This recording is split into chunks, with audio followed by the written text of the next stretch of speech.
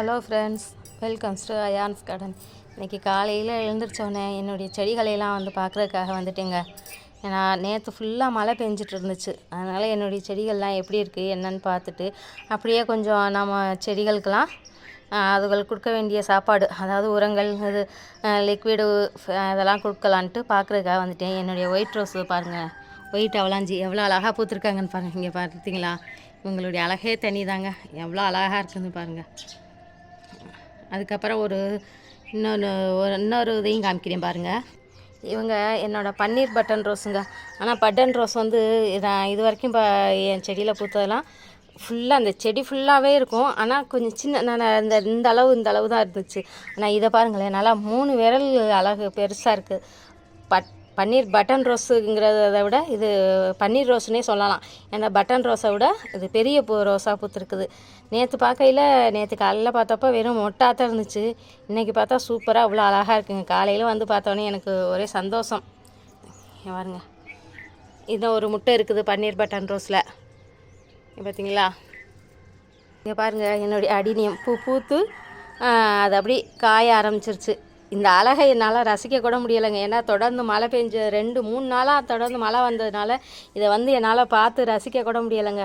இதோடைய அழகே தனி, அவ்வளோ அழகாக இருக்கும். இதை வந்து பார்க்கவே முடியலை என்னால்.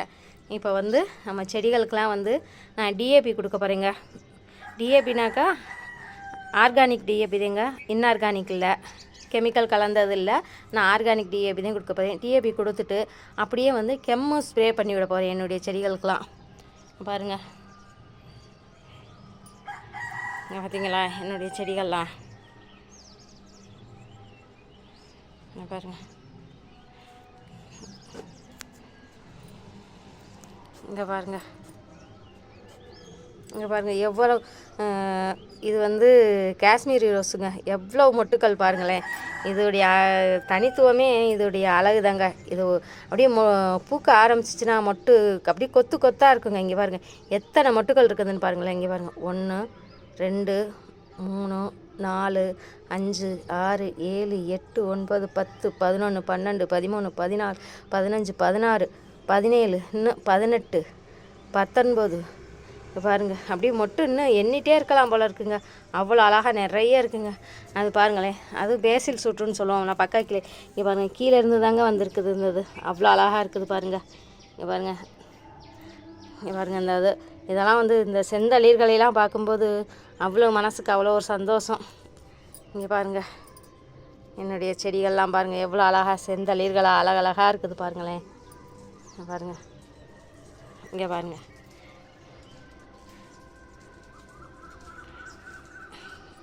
என்னுடைய மார்கோ கோஸ்டர் பூக்கள்லாம் பூத்து மலையில் அப்படி நனைஞ்சு அப்படி இதாகிடுச்சு. இதெல்லாம் கட் பண்ணணுங்க. இங்கே பாருங்களேன் இந்த பட்டர்ஃப்ளை, இந்த பாப்பாத்தி, இதை வந்து என்னால் இது காலையில் வந்தேனாக்கா எனக்கு இதுதாங்க வேலை. இவங்க காலையில் இவங்களும் சேர்ந்து வந்துடுவாங்க. போயிட்டாங்க வெளியில். காலையில் என்னுடைய செடிகளை பார்க்குறதுக்கு நான் வந்தேன். நான் இந்த பாப்பாத்தி, அதாவது பட்டர்ஃப்ளைன்னு சொல்லுவோம்ல, அது நான் பட்டர்ஃப்ளைன்னு எனக்கு வாயில் வரமாட்டேங்குது. நான் தமிழ்லே பேசி பழகிட்டதுனால இங்கிலீஷ் கொஞ்சம் நம்மளுக்கு அவ்வளோவா வராது. பாப்பாத்தின்னே சொல்லிடுறேன், அந்த பாப்பாத்தி. ஆனால் அதை வந்து வீடியோ எடுக்க முடியலை. எப்போவுமே நான் காலையில் வரையில் அவங்களும் சேர்ந்து நம்ம தோட்டத்துக்கு வந்துடுவாங்க. இங்கே பாருங்கள், என்னுடைய கல்கட்டா ரோஸ் எவ்வளோ அழகாக பூத்துருக்கு பார்த்தீங்களா. இங்கே பாருங்கள், பார்த்தீங்களா, இதோடைய கலரே அழகுதுங்க. ஒரு தடவைக்கு பூத்துச்சுனாக்க ஃபஸ்ட்டு டைம் பூக்கையில் அது பாருங்களேன் இப்படி தாங்க இருக்கும், எல்லோ கலராக இருக்கும். அப்புறம் வந்து கொஞ்சம் கலரு டிம்மாக அந்த ஆரஞ்சு கலரும் எல்லோ கலரும் கலந்தாப்பில் வரும். அதுக்கப்புறம் இங்கே பாருங்கள் 3 சுத்தமாக வந்து அப்படியே ஆரஞ்சு கலரு செம்மையாக இருக்குங்க. ஒரு இதில் 3 கலர் வருதுங்க. இது அழகாக இருக்குது பார்க்குறதுக்கு. இப்போ வந்து நான் வந்து டிஏபி கொடுக்க போகிறேன் பாருங்கள். ஃபஸ்ட்டு நம்ம இந்த செடியிலேருந்து ஆரம்பிச்சிருவோங்க. ஏன்னா இது இங்கே மேலேருந்து ஒவ்வொன்றா ஆரம்பிச்சிட்டு வந்தோம்னாக்க நம்ம ஒவ்வொரு அப்படியே வேலையை முடிச்சிடலாம். ஃபஸ்ட்டு நான் இதில் வந்து தொடர்ந்து மழை பெஞ்சதுனால டிஏபி கொடுத்துட்டு நாம் வந்து தண்ணி கொடுக்க போகிறதில்ல. ஏன்னா இதில் ஈரப்பதம், இங்கே பாருங்களேன் ஈரப்பதம் இருக்குது.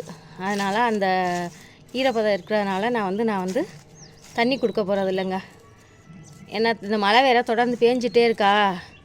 அதனால் நான் வந்து இதுக்கு சும்மா வெறும் டிஏபி மட்டும் கொடுத்துட்டு தண்ணி கொடுக்காம மூடிட போகிறேன். இங்கே பாருங்கள், பெரிய செடினா ஒரு செடிக்கு இந்த அளவு கொடுக்கலாம். ஏன்னா இது சின்ன சின்ன பாலாக இருக்கிறதுனால கொஞ்சம் இந்த அளவு கொடுத்தா போதும்.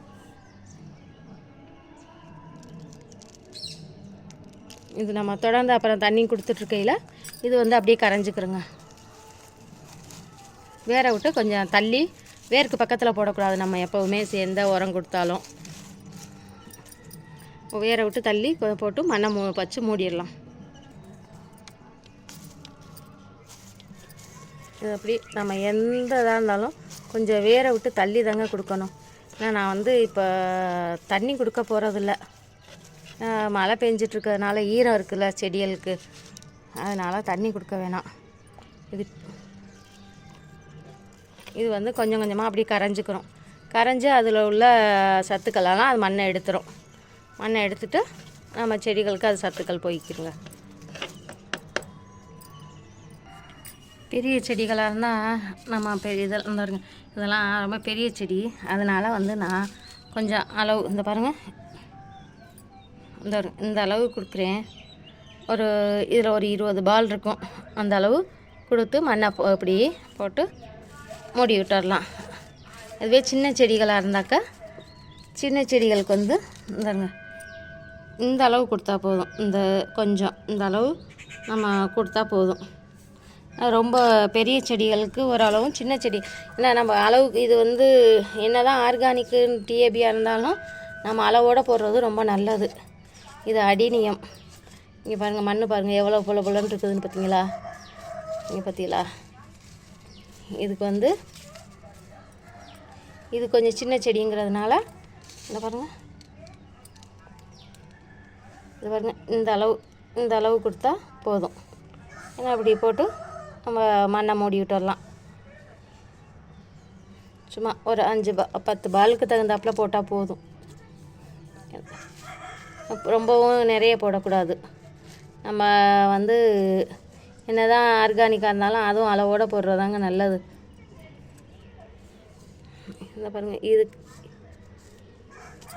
இப்போ காலையில் நான் 3 மணிக்கு எழுந்திரிச்சது நோன்பு வைக்கிறதுக்காக.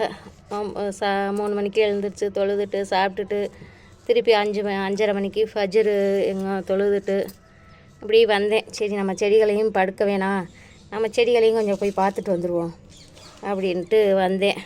சரி, நம்ம இன்னும் வெயில் வரல, அதனால் இதுகளுக்கு கொடுக்க வேண்டிய இதை கொடுத்துருவோம். ஏன்னா நம்ம மட்டும் வயிற்றுக்கு சாப்பிட்டா போதுமா?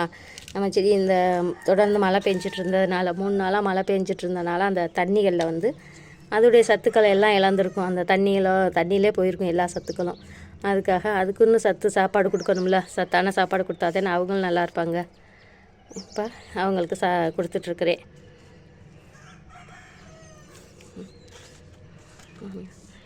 எவ்வளோ மண் பாருங்கள், எவ்வளோ ஈரமாக இருக்குது பார்த்தீங்களா? அதனால் நான் இதுகளுக்கு வெறும் டிஏபி கொடுக்குறதோ மட்டும்தான், தண்ணி கொடுக்க போகிறது கிடையாது. ஏன்னா இன்றைக்கி மழை வருதா என்னென்னு தெரியல. மழை வராட்டி சாயந்தரத்துக்கு கொடுத்துக்கலாம். இது சின்ன செடிங்கிறதுனால இந்த அளவு தான் கொடுக்குறேன். சும்மா அப்படி அதில் மண்ணிலே ஈரம் இருக்குது பாருங்க. இதே போல் என்னுடைய எல்லா செடிகளுக்குமே நான் கொடுக்க போகிறேங்க. அவ்வளோ செடிகளுக்குமே டிஏபி தான் கொடுக்குறேன். நம்ம மழை நீரில் போன சத்து, அது இழந்த சத்துக்கள்லாம் திருப்பி அதுகளுக்கு அந்த செடிகளுக்கு வேணும் இல்லையா, மீட்டு எடுக்கணும்ல. நம்ம தானே அதுக்கு கொடுக்குதுங்கண்ணா.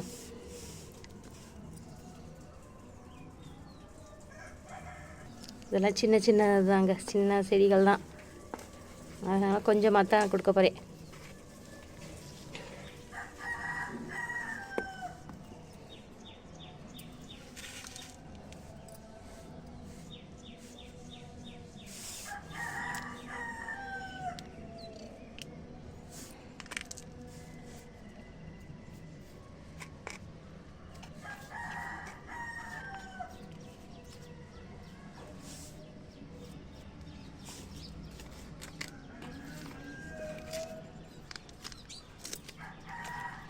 என்ன பண்ணிட்டேன், என்னுடைய செடிகள்லாம் அந்த அளவுக்கு பாதிக்கிறதுக்கு கொஞ்சம் வீட்லேயும் பிரச்சனைகள், கவனிக்க முடியாமல் ஹாஸ்பிட்டல் இதுன்னு அலைஞ்சதுனால செடிகளையும் கவனிக்க முடியலை.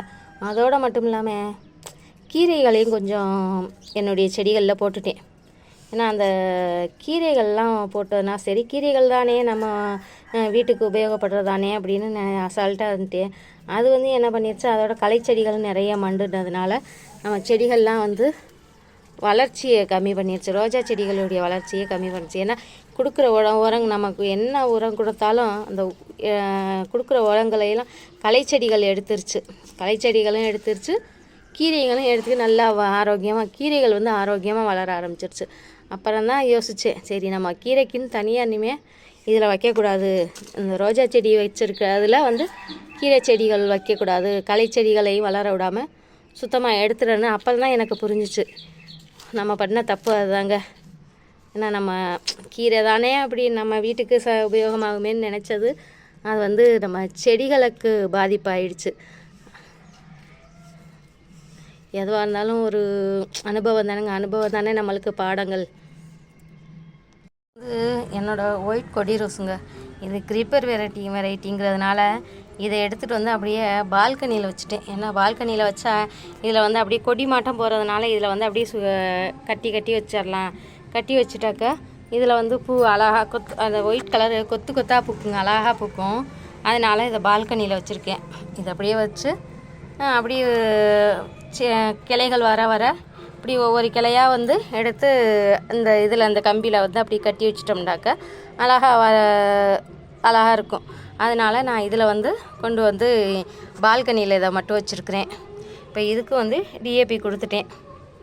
பாருங்கள், இதெல்லாம் என்னுடைய மல்லிகை செடிகள். பாருங்கள், இதெல்லாம் என்னோடய மல்லிகை செடி பாருங்கள் எத்தனை. இந்த பாருங்கள், இது வந்து கலர் காக்கர்டான்.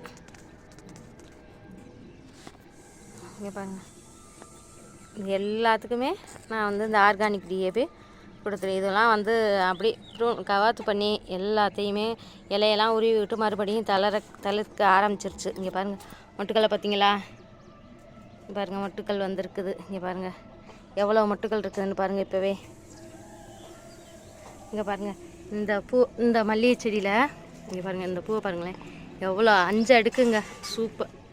இங்கே பார்த்தீங்களா, சூப்பராக இருக்குது பாருங்கள். இங்கே பாருங்கள், இங்கே பாருங்கள் 5 அடுக்கு அவ்வளோ அழகாக இருக்குது பாருங்கள். இந்த பாருங்கள், இந்த செடியில் தாங்க பூத்தது. இந்த பாருங்கள், மொட்டுக்கள் இன்னும் இருக்குது பாருங்களேன், அவ்வளோ அழகாக இருக்குது. இது வந்து இந்தாங்க அவ்வளோ அழகாக இருக்குது பார்த்தீங்களா. மல்லிகை செடி என்னுடைய தரைத்தளத்தில் உள்ளதுங்க. இது வந்து அப்படியே ஃபுல்லாக கொடியாக படர்ந்து போகிறது. இது வந்து குத்து செடியில் சேர்ந்ததில்லை, இது வந்து கொடியாக படர்ந்து போகக்கூடிய தன்மை உள்ளது. இப்போ பாருங்கள், அந்த மேலே அங்கே குச்சி ஃபுல்லாகவே குச்சி போட்டு வச்சுருக்கேன் பார்த்தீங்களா. அதெல்லாம் வந்து அந்த ஃபுல்லாகவே நெட்டாக வந்து கொடியாக படர்ந்து போயிருக்கும். நான் இந்த வருஷம் சீசனுக்காக எல்லாத்தையும் கட் பண்ணிவிட்டு மறுபடியும் உரம் வச்சதில் இந்த அளவு துளுத்து வந்திருக்குது. இங்கே பாருங்கள் எவ்வளோ அழகாக இருக்கே பாருங்களேன். வேற பாருங்கள் எவ்வளோ பெருசாக இருக்குது கட்டையாக.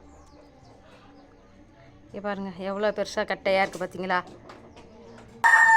என்னோட இந்த பதிவு உங்களுக்கு பிடிச்சிருந்தா எனக்கு சப்போர்ட் பண்ணுங்கள், சப்ஸ்கிரைப் பண்ணுங்கள். அப்படியே பக்கத்தில் இருக்க ஆளுங்கிற பெல் ஐக்கானையும் தட்டி விடுங்க. Happy gardening. பார்த்தீங்களா.